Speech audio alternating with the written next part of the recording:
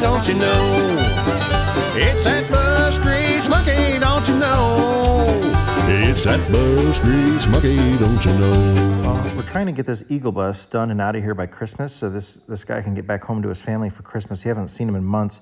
They bought this bus, as you know, when it got here, it couldn't make it up the hill, had all kinds of issues, low on power, turbo exhaust leak, bad cracking in the frame, bad wheel bearings, bad shocks, all kinds of stuff. But he had just bought this, and it's on his trip home from the West Coast to the East Coast, and it's not making it. It was extremely dangerous.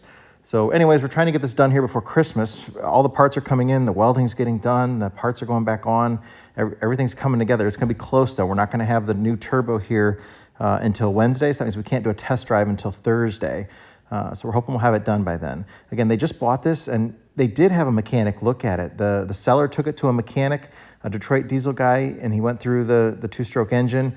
It turns out that that's a marine diesel mechanic. So he didn't really look at anything on the bus side of things. So there was nothing, that he would have noticed on the inspection, but it's just kind of like a loophole. You have a mechanic look at it, and the new buyer just assumed that means that, the mechanic gave it a clean bill of health. It was just the engine side of it, not the other side of it. And we don't have the full story. We weren't there, but we're just trying to help them out. We do have a thing that, we're just trying to get it out of here and make it safe and just like anything else. So I'm trying to kind of stay out of the situation as who said what and what said kind of thing. But this bus definitely was not safe to be on the road. They paid top dollar for it, and that's very unfortunate. All right, so we sent that other Milwaukee 1-inch impact gun back, and we bought this one here that has a long anvil on it, so we'll get in for those rear dual tires. The other one didn't reach. I'm a big believer that's why we're all here, to do something.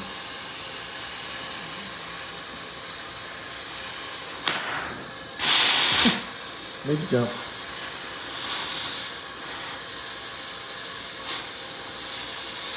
Yeah, that wiper, that seal must have been leaking. Okay.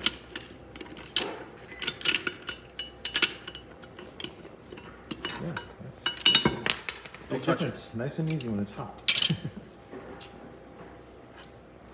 So that's the wiper surface that the seal rides on. It's got a huge groove in it. You can actually see it from here.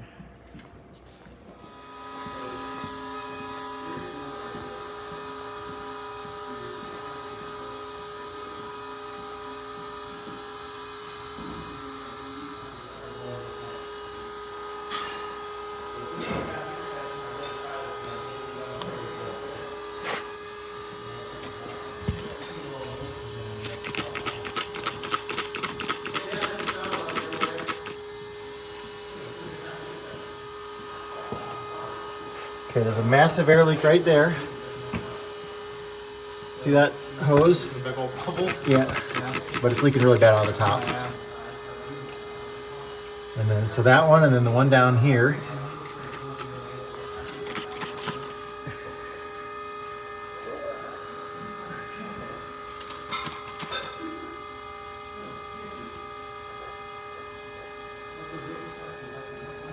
That big one there.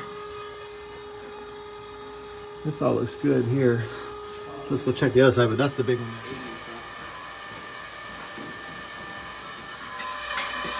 There's a leak in the brakes. And you notice this isn't spun on, so that can actually come out. That's not good. Okay, so it's exactly 90 and exactly 80. Well, I mean, you can come look at the gauges because there's only between 50 and 100. I'm kind of guesstimating. Oh, that There's sucks. a 75 mark, in the middle, but. Because up to just about here, I believe, is all. It's only the very end where it's not. Was it always the end that was tight, or just in? All the way from the beginning out. But I think I might have cocked in there.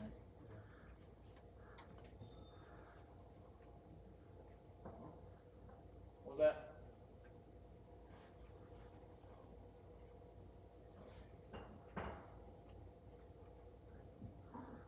Okay, it's holding pretty good there.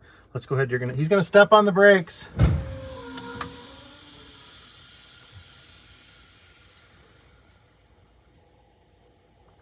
Look at that. back one is really falling.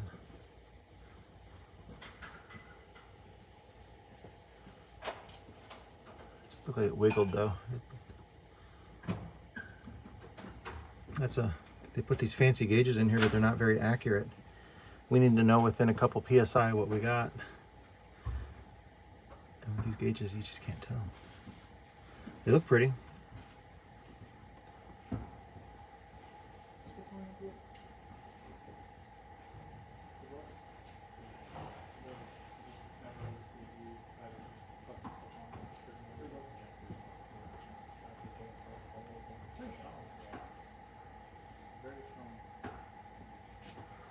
I'll go back and analyze this and see exactly what we've lost and how much time.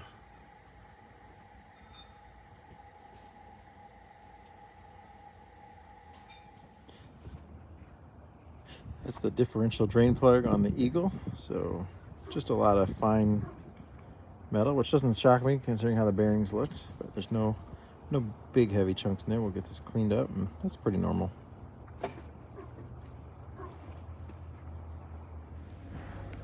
All right, we have the new wheel bearings in. New races, new wheel bearings. Put new hubcaps, obviously new oil. Brakes are adjusted. Everything's looking real good. Same thing, all new races, wheel bearings, brakes cleaned and adjusted, air leaks taken care of. We fixed that clevis that was, or the push rod that was not right on there. Tomorrow the welder's gonna come in and do some more welding up front here. We did the kingpin fitting here on the workbench. A lot easier is having the whole spindle off there. But this is our new spindle for the 4104 that was damaged. The one where they had broken off the bolts that hold the brake on down there. Got that from our buddy Luke over at US Coach. And the next couple may be a different story.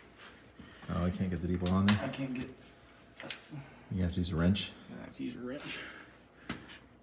You're gonna definitely need it. How about we don't use a ratcheting wrench on it because it's gonna break.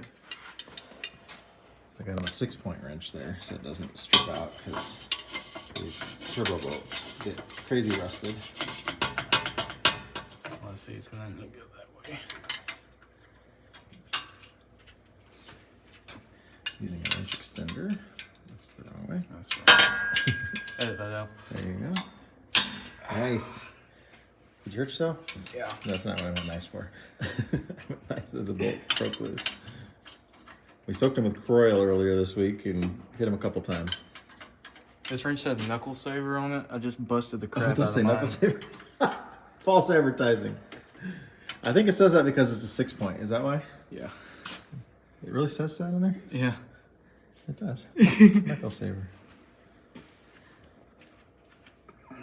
That's funny. Didn't work. One more? I can get That's to gonna be a it. hard one to get to. You might have to Yeah, I may have to wait till this is gone. see if you can get it. You might be able to get it from the backside.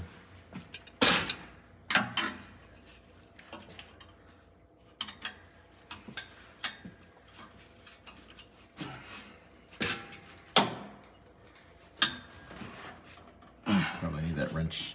Yeah, you can't get it on. Fit. Okay. All right. So on this turbo, that should go. Can barely. Stand up and really bright back here.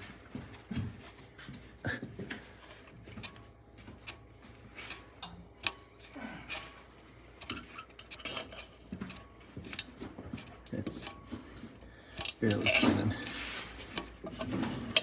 It's freeing up a little now that I've spun it a few times, but it keeps doing that where it gets hard to spin. And it's got a hell of a clunk to it.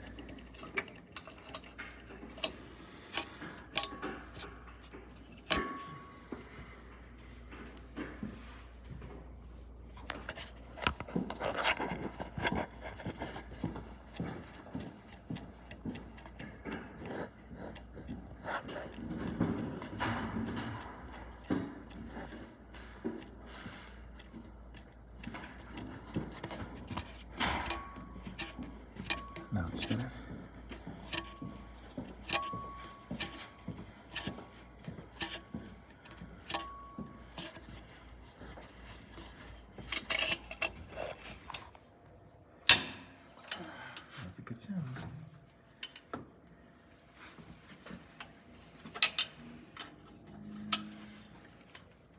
you need to get a line wrench to get this fitting out right here. And then there's 2 bolts in the bottom that hold that oil drain line down there. And then just a hose clamp for the top.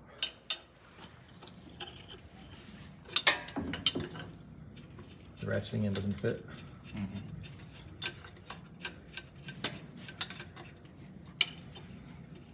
Damn engineers. No reason that can't be over a little bit.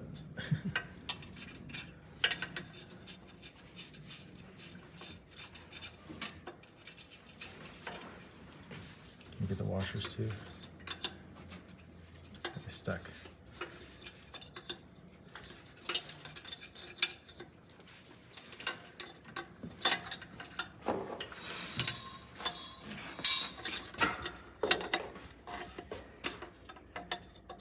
Of course, it's the most stuck one. The rest of them took off with their fingers.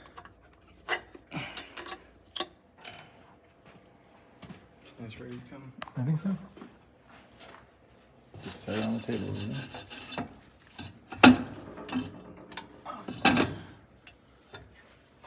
Hook on that oil line. This one right here. Is this what you're hooked on? No, You don't have the drain now? the drain is, the bolts are out, but it is.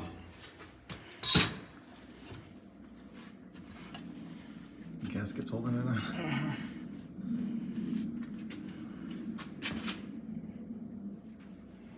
Stick it back on its mount and then try and pry it off.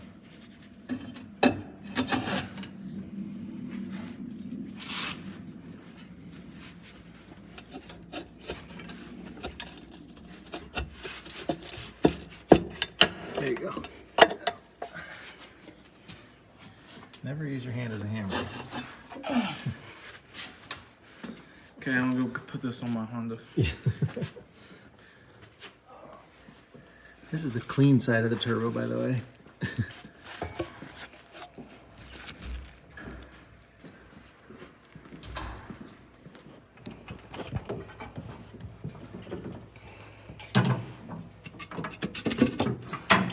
Maybe I'll just lift it up out of there.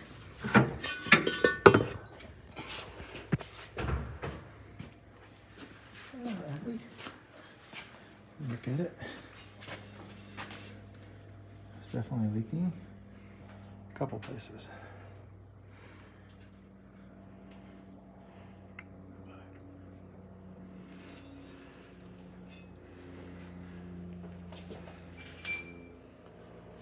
Yeah, it turns out there was 4 stripped out studs, wheel studs, on the driver or passenger side rear, so the right rear, which usually it's the left that happens. This had just been at the tire shop. They didn't say anything. There's no way they torqued them because they would have known. So typical tire shop fashion, stripping stuff out, not saying anything, and sending people down the road because he just had tires put on it. But we're getting new studs and getting everything replaced over there. So our client Michael that was just here just bought us this really cool low profile 20-ton air over hydraulic jack. We have a few of these around here. They really come in handy. Now that we're working on a lot of multiple buses at a time, jacks are in a little short supply over here. So these little short ones really get under some of the buses that are very low. Like if an air down MCI comes in, you can lift the body up with this. So it's really nice that it's, I'm gonna say about maybe 6 inches tall. But yeah, they're awesome jacks, 20 tons. Okay, we got the new TIG cart put together. It's a little small cart for that big TIG welder, but it's gonna stay in there just fine. It's not a weight issue or anything, but looking forward to being able to start using that thing. Luckily, our buddy Dan had given us a spare tank for our MIG. We were able to take our MIG tank in then and just have that one exchanged for a TIG mixture on there, argon. And we're able to do that, so we didn't have to buy one. So that's nice. So I can't wait to start testing this out, but that'll be a nice addition to the shop. It's an AC/DC TIG, and we'll get into that. At some point, we'll demo it and show it, but I just went and picked up the cart today over at Harbor Freight. Just bought one of their small ones, and it's a little smaller than I thought, but it should be fine. So we're going to upgrade the injectors in the 6v92 to these 9b90s. We got these from our buddy Gino's Garage, Jeff. He took them out of somebody else's bus that upgraded to 95s. So they're good working used injectors. We're basically able to sell them to him for core prices, all that Jeff wants for these. So we'll be able to do that and save him some money to be able to do that.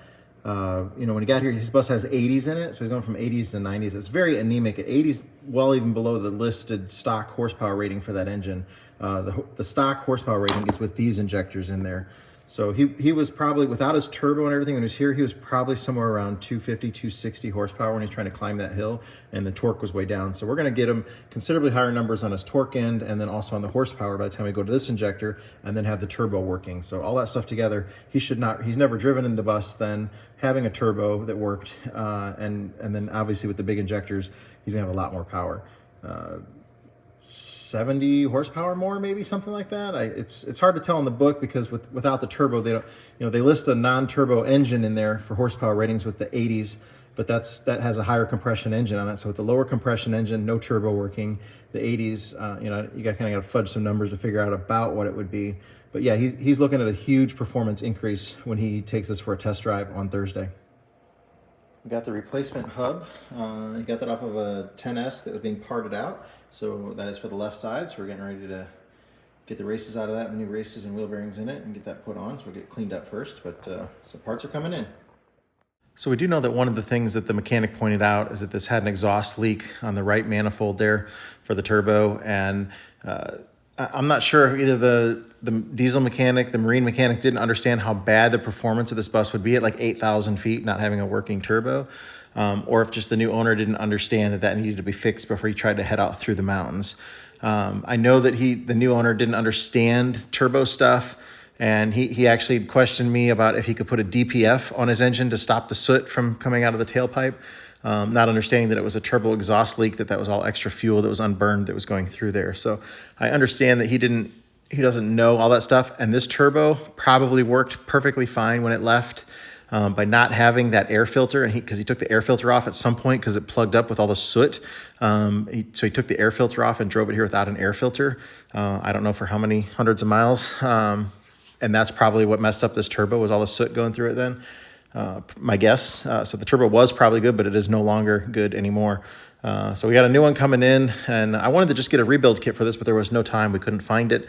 But we found our friend Jerry had a new turbo that he bought, but he never put on his bus because the shop told him his turbo was bad, but he came here and we did some work on it. It didn't need a new turbo. So we had that extra turbo sitting around that he had. So he sold it to him for a very, very good price.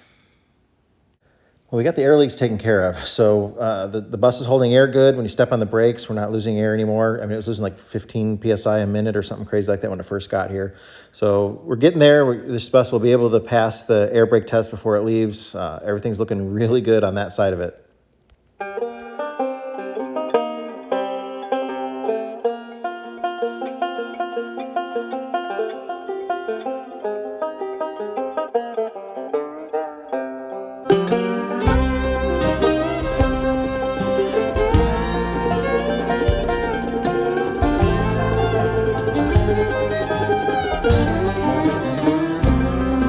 See that white smoke rising up the holler through the trees, and from a mile away you can hear them play as they climb that hill with ease.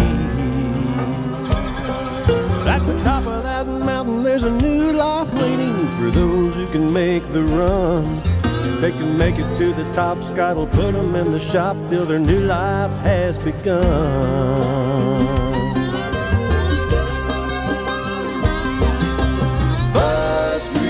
Mountain, where the buses come to run. Bus Grease Mountain, we're gonna get that big job done.